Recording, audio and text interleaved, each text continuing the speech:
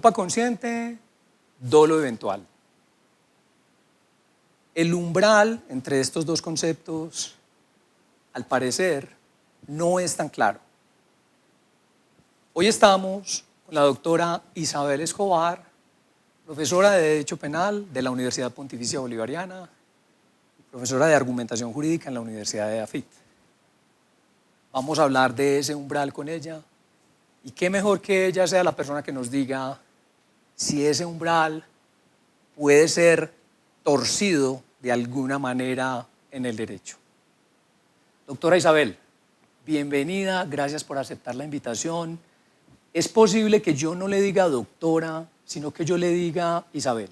No solo es posible, es necesario, porque antes de invitarme me dijiste que iba a ser algo informal, entonces dejemos esa formalidad a un lado. Perfecto.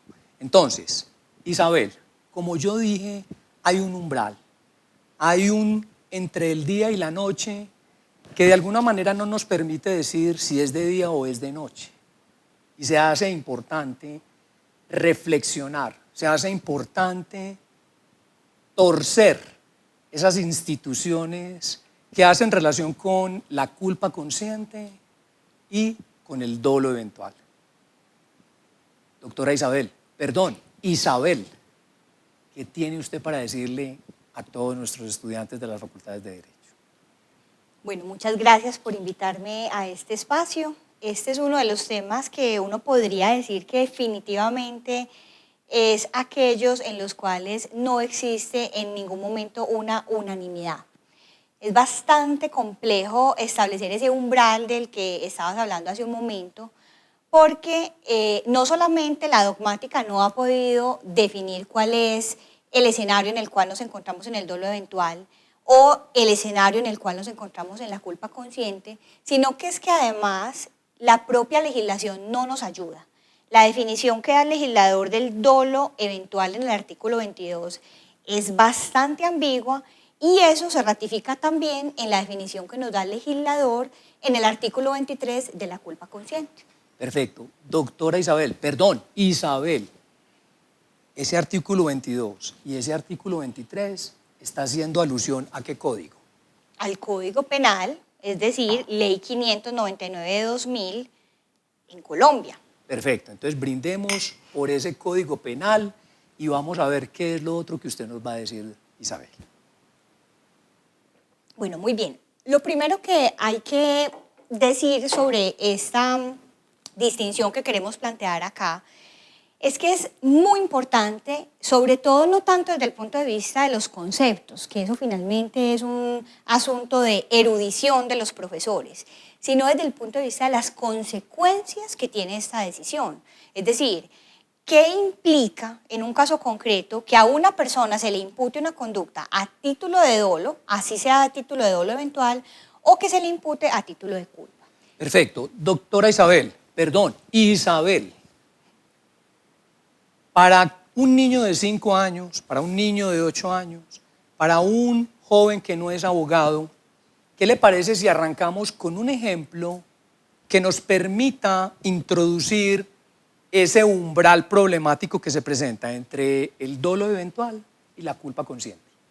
Bueno, digamos que antes de entrar en esos apellidos de dolo eventual o culpa consciente, que son esos apellidos que le damos a dos instituciones básicas que son pues básicamente sí, el dolo y la culpa, uno podría empezar diciendo que es que dolo es toda situación en la cual la persona intencionalmente va por un resultado. Me hablaste de un niño de 5 años, entonces sí, veamos 2 niños de 5 años jugando.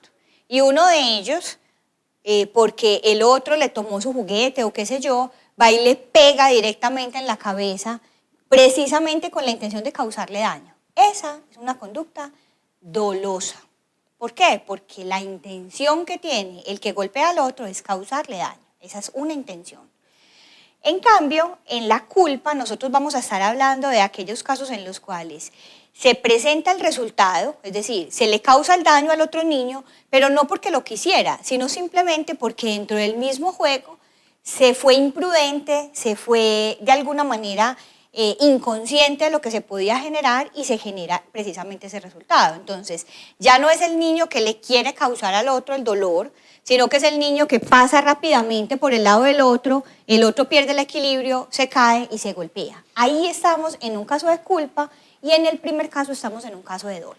Perfecto, pero entonces, Isabel, estamos diciendo que ese umbral es algo que se vuelve problemático y que se hace necesario torcer uno o varios de estos dos conceptos con miras a dilucidar cuál es la problemática que se presenta. Entonces, en este momento, con los ejemplos que nos acabas de poner, quisiéramos ver cuál es el problema que se presenta entre estos dos conceptos. Bueno, entonces el asunto es que tradicionalmente el dolo ha sido la conjunción de dos elementos. El dolo de forma tradicional, de forma como regular, la forma como tradicionalmente hemos entendido que se constituye el dolo, se da por la conjunción o sumatoria de conocimiento más voluntad. Es decir, usted sabe lo que está realizando y adicionalmente lo quiere. Eso es el dolo, ¿cierto? Lo que sucede es que en la vida cotidiana se presentan muchas situaciones en las cuales no es tan claro ese elemento volitivo. Digamos que es difuso, no es claro que la persona efectivamente lo quiera, pero sí es claro que la persona lo sabe. Entonces, en esos casos, es en los casos en los cuales nos enfrentamos a las posibilidades del dolo eventual. El caso, digamos, más paradigmático, el caso con el que más nos podemos identificar y saliéndonos del escenario de los niños de 5 años, es el caso en el cual una persona va conduciendo su vehículo bajo los efectos de bebidas embriagantes, va tomando, ¿cierto? O ha tomado previo a conducir. Entonces, esa persona tiene un accidente de tránsito y en ese accidente de tránsito muere aquel con el cual él colisiona, digamos, el conductor de una moto. Podemos decir que efectivamente este que va conduciendo embriagado quería que el otro muriera. No. En absoluto. No. Entonces mira cómo antes había dicho, ¿qué es dolo? Conocimiento más voluntad. ¿Ves la voluntad? ¿La ves? No, no voluntad, la puedo ver. no la ves y efectivamente no la hay. Pero ¿qué sí hay? Un alto grado de conocimiento, de previsión, porque todos sabemos que de entrada conducir es peligroso, pero que si lo haces bajo los efectos de bebidas embriagantes, esa peligrosidad aumenta. Y es ahí entonces donde la sociedad dice, ¿por qué eso va a quedar en el terreno de la culpa? ¿Por qué eso va a quedar simplemente como un homicidio imprudente? Es que eso es mucho más grave que un homicidio imprudente y entonces entra la figura del dolo eventual para llenar de alguna manera esas demandas de criminalización de la sociedad donde ese elemento de la voluntad se vuelve un poco más laxo, donde no se necesita que se vea de forma tan clara y en esa medida entra ese mismo Código Penal del que hablaba ahorita en el artículo 22 a decir, es que también será dolo aquellos casos en los cuales el resultado no es que se quiera, pero se deje librado al azar. Es decir, ya estamos entonces en el terreno de las probabilidades de aquello que puede o no puede suceder, porque si yo tomo y conduzco, puede que llegue sana y salva a la casa, pero puede que no. Y en ese terreno es donde entra precisamente esa figura del dolo eventual. Perfecto. Entonces, podríamos decir que aquella persona que de alguna manera se fue para una fiesta en su carro, sabiendo que iba a ingerir bebidas alcohólicas, y que posteriormente iba a regresar a su casa, entonces uno podría decir que de alguna manera él tiene en su esfera interna un conocimiento de que algo malo puede ocurrir. Pero obviamente lo prevé, pero lo deja al azar, como usted lo ha dicho. Y obviamente cuando ocurre lo malo, pues ahí esa anatomía del desastre ya es la que nos lleva como a meter una especie de graduación de esa responsabilidad de esa persona. Así es. No es solamente el hecho de que la persona conduzca embriagada, porque si, por ejemplo, se pudiese demostrar, ya esto es otro tema, es el tema de la prueba, pero si, por ejemplo, se pudiese demostrar que la persona, a pesar de que ha consumido alguna sustancia embriagante, conduce de forma perfecta, respeta todas las señales de tránsito, va dentro de los parámetros de velocidad, no utiliza el celular, es decir, guarda todos los lineamientos que establece el Código de la Circulación. Uno podría decir, lo único que ha vulnerado es este elemento, pero en realidad no se ha comportado de forma contraria a derecho.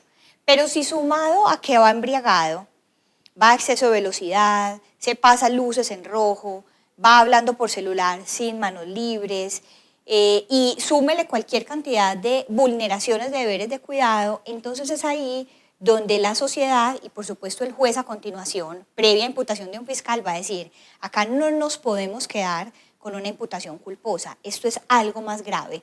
Esto, en la medida en que se han sumado varios factores de peligro, supera el umbral de lo que es meramente posible y ya pasa a un escenario de lo que es no solamente casi seguro, sino digamos ya cierto, porque efectivamente se ha dado un accidente que ha generado ese resultado lesivo. Correcto, pero no es dolo. Entonces, es ese punto, ahí es justamente donde nos encontramos en esa situación gris, en esa zona que no es ni blanco como culpa, ni negro como dolo, sino que estamos como en la mitad, y eso es lo que genera la gran posibilidad de que un fiscal cambie la imputación de un homicidio en accidente de tránsito que tradicionalmente se va a imputar como un homicidio culposo a un homicidio con dolo eventual. Ok, pero entonces podríamos decir que algo sinónimo para el dolo eventual es la palabra imprudencia. No, para nada, todo lo contrario, porque es que precisamente lo que significa el hecho de que un fiscal a ti te impute un dolo eventual es que la pena que se te va a imputar, la pena que se te va a aplicar y el tratamiento que se te va a dar durante todo el proceso va a ser el del delito doloso, o sea, todo lo contrario a la imprudencia. Pero sí me llamó la atención que dentro de la explicación que haya dado, la comprensión que hiciste es precisamente la de la imprudencia. Y esa es la comprensión que se tiene por parte de algunos de los doctrinantes de estos temas, y es la mía propia, en el sentido de que si uno ubica el dolo eventual como qué es lo más parecido, si el dolo o la culpa, a mí se me parece más a la imprudencia que al dolo. ¿Por qué? Porque si yo me pongo a pensar, a ver, ¿a qué se me parece más esta situación? Al caso del sicario que va y sale con la intención de ir a matarte a ti porque ese es tu propósito. Con el caso de aquel que simplemente va de forma descuidada, de forma, sí, deliberadamente imprudente, conduciendo a velocidad y, bueno, siendo, digamos, muy negligente con las señales de tránsito y con todo lo que implica el control de la seguridad vial, que es el ejemplo que estamos tomando, a mí se me parece mucho más a la figura de la imprudencia que la figura del dolo. Pero mira lo difícil, y eso es precisamente la importancia de la distinción con la que comenzábamos esta conversación, y es que el tratamiento que se le va a dar al dolo eventual no es el de la culpa, es el del dolo. Correcto. Ok, pero entonces como estamos hablando de una zona gris, es decir, no es ni negro ni blanco, entonces la penalización de ese dolo eventual también es intermedia, es decir, es un poco más elevada que la culpa, pero menor que el dolo, ¿o no? No. Eso que estás advirtiendo casi que con un sentido común es lo que se ha propuesto dentro de varios sectores doctrinales. Hay quienes sostenemos, y yo también me incluyo allí, que precisamente porque el dolo eventual no es tanto como dolo, pero tampoco es la culpa normal, debería existir entonces un lineamiento, digamos un escalón punitivo en el cual podamos ubicar esos casos. ¿Por qué? Porque es que estamos en unas situaciones en las cuales no es la culpa, pero tampoco es el dolo. O sea, no lo podemos comparar con una mera imprudencia de aquel que colisiona por haber pretendido pasar digamos, la estación de radio a otro, simplemente, o mirado el celular por un instante. No estamos hablando de ese caso, pero tampoco estamos hablando de aquel que deliberadamente va a causarte a ti la muerte. Es una situación intermedia. Cuando yo tengo clase con los estudiantes en pregrado y les hablo de esta situación, yo les digo y les pongo como de presente este ejemplo. Yo les digo, ¿ustedes han ido al estadio? Y me dicen, ah, sí, profe, hemos ido al estadio, listo. ¿Usted ha tratado de subir de un escalón a otro en el estadio? Ah, sí, profe. Pero usted se ha dado cuenta que en ciertos espacios del estadio hay unas escalitas en la mitad que le hacen más fácil pasar de un escalón a otro. Ah, sí, profe, eso es lo que se pide en estos casos. ¿Qué se pide? Pues que como estamos en una figura intermedia, entonces utilicemos ese escalón intermedio y la pena para el dolo eventual sea intermedia entre el dolo y la culpa. Pero eso no es lo que tenemos en este momento en la legislación. Perfecto. Doctora Isabel, sigamos torciendo el derecho. Y ya que usted es profesora de argumentación jurídica, entonces voy a hacerle una pregunta por la palabra eventual. Porque es que estamos hablando de dolo eventual. Entonces, Isabel, desde la argumentación jurídica, desde la hermenéutica jurídica, ¿qué podemos decir de esa palabra eventual, pero pilas, en relación con eso que llamamos dolo? Porque es que no estamos asemejándolo a la culpa, sino al dolo. Es decir, estamos yendo al extremo más gravoso y lo estamos atenuando de alguna manera, y cuando digo atenuando es atenuando entre comillas, o sea, no es una verdadera atenuación, sino que estamos hablando de eventualidad del dolo. ¿Cómo explicarle a un estudiante esa palabra eventual que hace alusión al concepto del dolo eventual? Bueno, entonces lo que uno tendría que explicar allí y afirmar para que los estudiantes entiendan esto es que de entrada todos los abogados tenemos que ser conscientes de que las palabras en el derecho no son blancas ni negras, sino que son en muchas ocasiones, como esta palabra eventual, la que nos introduce en esa zona gris que es de la que estamos hablando acá.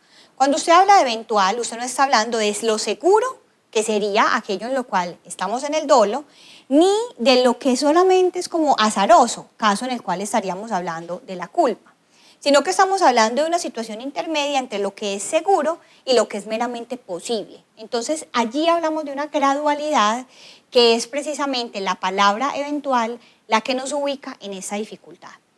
De hecho, dentro de los diferentes planteamientos ya jurisprudenciales que se han dado en torno a la distinción tan difícil entre dolo eventual y culpa consciente, lo que se dice es que la culpa nos habla de los riesgos posibles y que el dolo eventual nos habla de los riesgos probables. Entonces mira cómo se da precisamente esa graduación donde usted dice, ¿dónde está el extremo, digamos, de lo absoluto, lo imposible, ¿cierto? ¿Dónde está el otro extremo?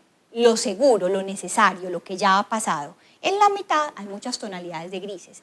¿Qué es lo eventual? Aquello que está como entre que es posible, que es probable, pero que la persona no realizó ninguna conducta para evitar que ese resultado se diera. Perfecto. Isabel, mil gracias por haber estado en este espacio. Es de suma importancia lo que nos has dicho para nuestros estudiantes de las facultades de Derecho. Un aplauso. Y ya para finalizar, Isabel, si hoy te fueras a morir, si hoy supieras que te vas a morir en 2 horas, esperemos que no, pero si eso fuera así, es decir, en ese supuesto tan bonito de la muerte, por supuesto, ¿cuál sería un mensaje con el cual quisieras que los estudiantes, que tus estudiantes te recordaran?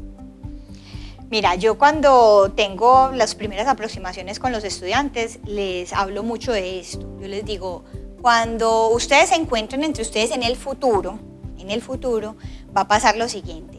Ustedes se van a medir entre ustedes por el grado de éxito. Y ese grado de éxito se va a medir por el carro en el que llegues, el reloj que tengas, el lugar de la ciudad donde tengas ubicada tu oficina. Así nos medimos entre nosotros cuando luego de egresados nos encontramos en 5 años, en las primeras fiestas o encuentros de egresados. Y yo digo que ese no debería ser el rasero. Yo siempre los invito a que el rasero fuera, eso no importa dónde tengas tu oficina, ni cuál es el reloj que uses, ni en qué carro llegues, sino te sientes satisfecho con el ejercicio del derecho que has ejercido hasta el momento. Te sientes satisfecho con las causas que has defendido hasta el momento. Y de alguna manera se pide un ejercicio de coherencia. Cuando uno decide estudiar Derecho y a uno le preguntan en la entrevista, uno dice, yo quiero estudiar Derecho porque quiero hacer cosas por los demás, quiero la justicia. Se dicen cosas como esas idealistas. Pero luego de 10 años de que has egresado, eso se pierde completamente el panorama y ya eso no es lo que está en el radar de lo exitoso. Entonces, si me preguntas, y eso es lo que les digo desde las primeras clases a los estudiantes, es, la pregunta no debe ser si eres exitoso, la pregunta es si estás conforme con el ejercicio que has hecho, si te sientes tranquilo y duermes con tranquilidad cada noche por las causas que has defendido. Perfecto.